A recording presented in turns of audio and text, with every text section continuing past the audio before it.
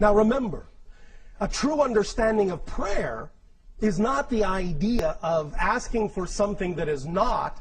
The true vibratory state of prayer is one of gratitude for that which already exists. Because everything already exists. Even the thing that hasn't manifested from your point of view already exists. So the idea of asking for something in prayer is actually the function of being in the state, the vibratory state of being that knows such a thing is already within you, is already given to you.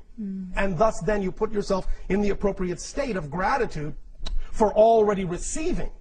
And thus by being in that state, it more easily manifests in your physical reality because you're in the proper state for you to be able to perceive the manifestation that already exists in potentiality around you.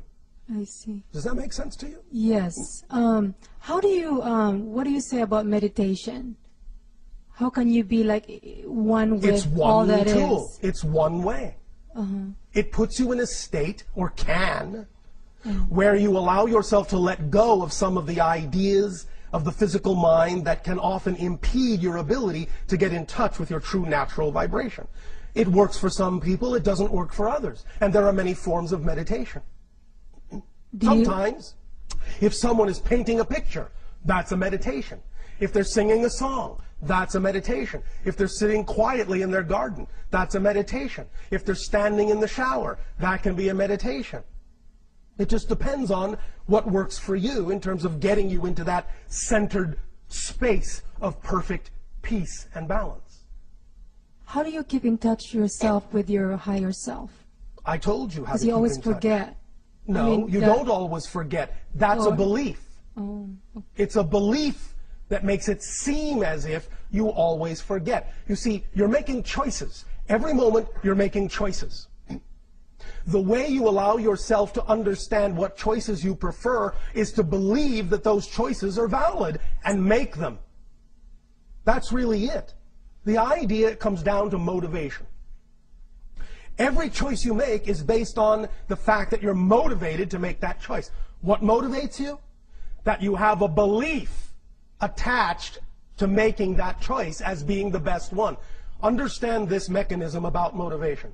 And this is true for all of you, without fail, including you. No exceptions. You will always choose what you believe is the most pleasurable, and you will always move away from what you believe is the most painful. Now there's the key. It doesn't mean you will not choose painful things. But if you've attached somehow a belief to that thing that says that is more pleasurable than the alternative, you will choose that no matter how painful it is.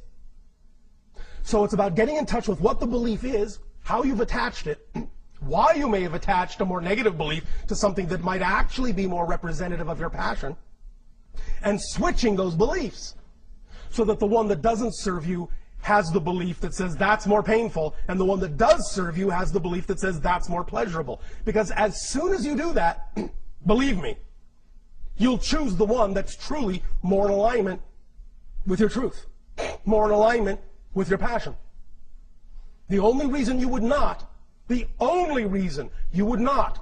is because you have a belief, maybe unconsciously, attached to that that says that's not the thing to do.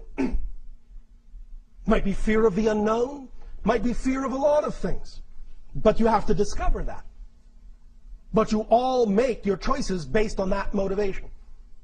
What you have defined as more pleasurable, you will always choose. What you have defined as more painful, you will never choose. The mechanism is automatic, it's flawless, it always works. You don't have to make it work, it always works. So if you find yourself choosing painful things, find out what the belief is that's attached to it that says that that's less painful than another choice. When you find that out, it will automatically shift and you will make the choice that is actually representative of your passion and not your pain. Does that make sense? Yes. Thank you. Thank you so much. You are welcome.